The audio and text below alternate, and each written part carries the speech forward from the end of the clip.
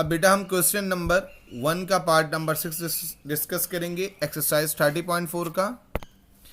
इसमें बेटा जब मैं क्वेश्चन कंसीडर करता हूँ तो मैं ये देखता हूँ लेफ्ट साइड में मेरे पास 1 plus cos theta 1 divide by 1 minus cos theta square root में है और राइट साइड पे sine theta divide by 1 minus cos theta.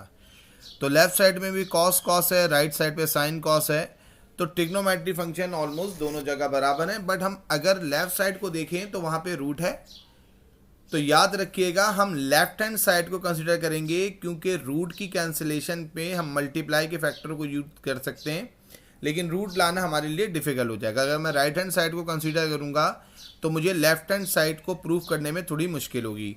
तो हम क्या करेंगे, हम लिख देंगे लेफ्ट हैंड साइड। हमने as it is left hand side लिख दी।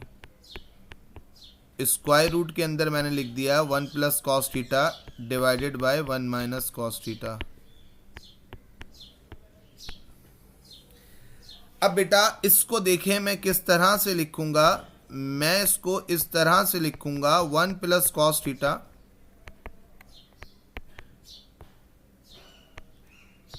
रूट में डिवाइडेड बाय नेक्स्ट रूट में 1 माइनस कॉस थीटा। मैंने रूट को ब्रेक कर लिया।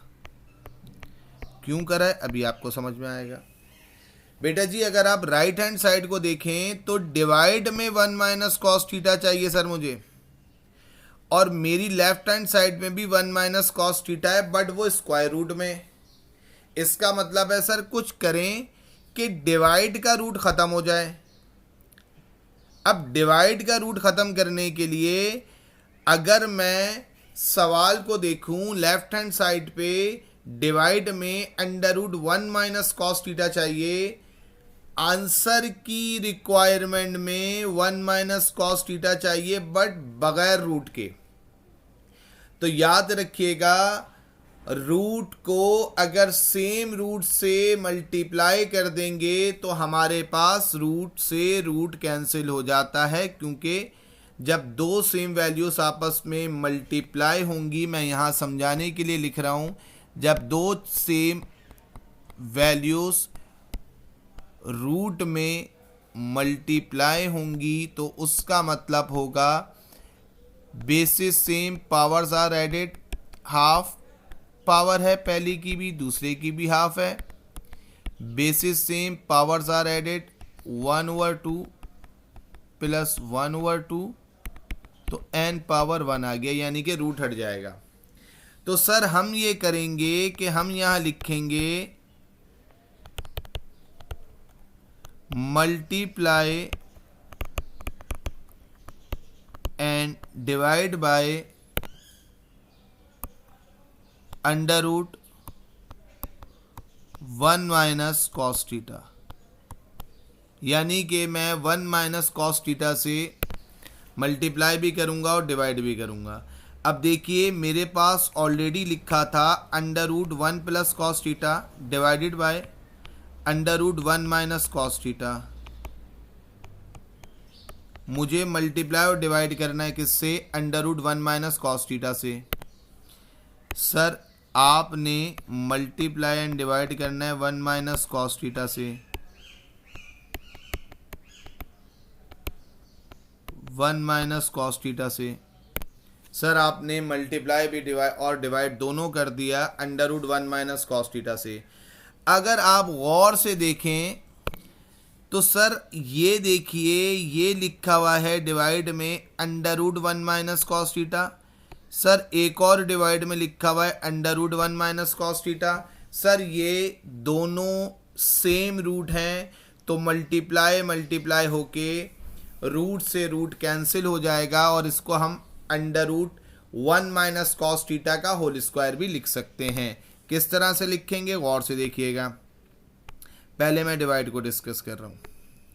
सर हमने लिखा 1 माइनस कॉस थीटा का होल स्क्वायर, डिवाइड की चीज देखिए under root 1 minus cos theta, under root 1 minus cos theta दोनों सेम रूट हैं तो होल स्क्वायर हो गया मल्टीप्लाई की वजह से। ऊपर अगर आप देखें तो वो है 1 plus cos theta first bracket में, नेक्स्ट ब्रैकेट में रूट में है, सॉरी फर्स्ट रूट में है 1 प्लस कॉस थीटा और सेकेंड रूट में under root 1 minus cos theta. दोनों को मैंने सेम रूट में लिया है और ब्रैकेट से मैंने मेंशन कर दिया दोनों को। अब सर डिवाइड में तो मेरे पास रूट कैंसिल हो गया, इसका मतलब है डिवाइड में आ जाएगा 1 माइनस कॉस थीटा, ऊपर under root 1 plus cos theta और 1 माइनस कॉस थीटा है। अब यहां से मुझे जो आंसर लाना है, अगर मुझे आगे सॉल्व करना नहीं आता तो मैं क्या करूंगा? सर आपने हमें बताया था कि जब भी हम सवाल में रुक जाएंगे हम डायरेक्ट आंसर लिख देंगे जो हमें राइट हैंड साइड पे चाहिए, और वो आंसर है sir sine theta divided by 1 minus cos theta, और हम यहाँ लिख देंगे हिंस प्रूफ। अब बेटा देखें, कुछ स्टूडेंट ऐसे होते हैं जो ट्रिग्नोमेट्री में कंफ्यूज होते हैं, कहते हैं सर ट्रिग्नोमेट्री समझ में नहीं आ रही। वैसे तो हम कोशिश करते हैं कि आपको अच्छे से समझाएं कि आपको प्रॉब्लम ना हो, बट फिर भी आप कहते हैं कि सर समझ में नहीं आ रही।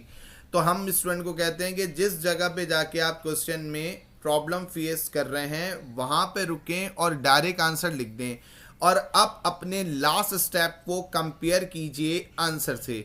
तो आप कहेंगे सर देखें डिवाइड की जो चीज़ है, रूट से स्क्वायर कैंसिल हो गया, 1 माइनस कॉस थीटा, वो आंसर चाहिए।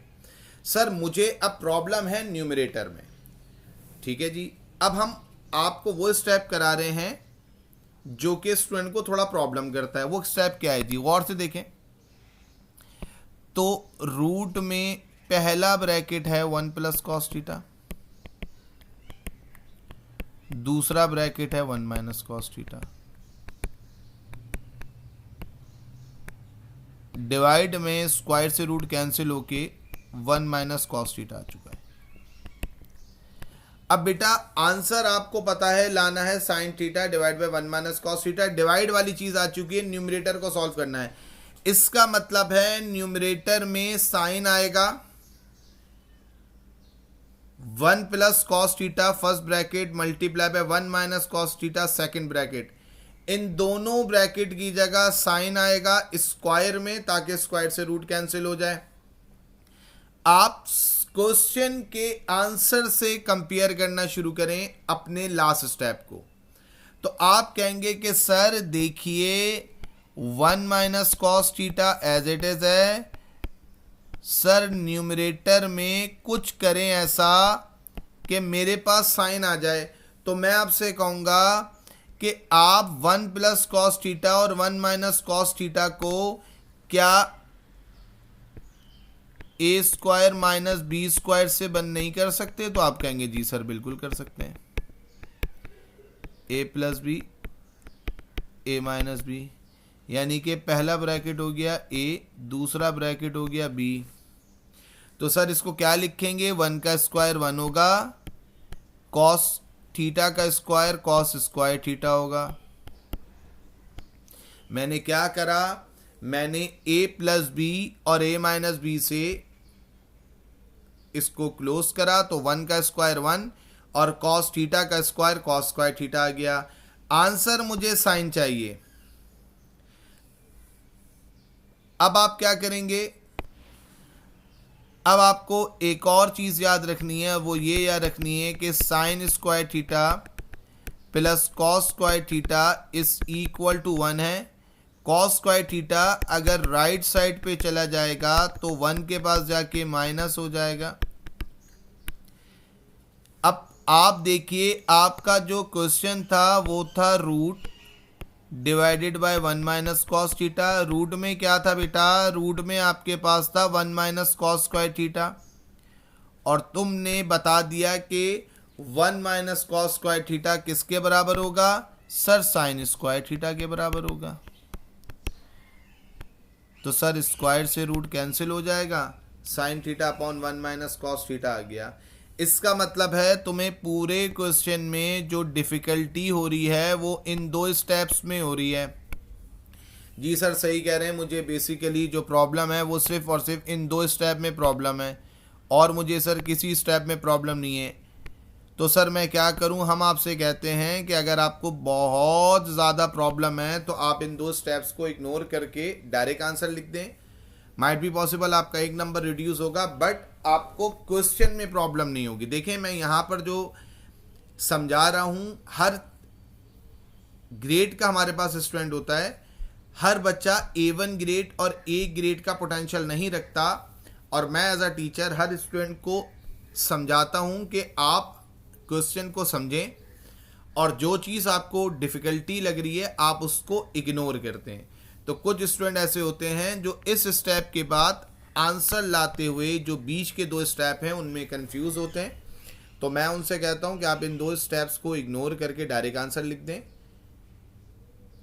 एटलीस्ट आप 4 मार्क्स आउट ऑफ 5 बहुत ईजिली गेन कर लेंगे।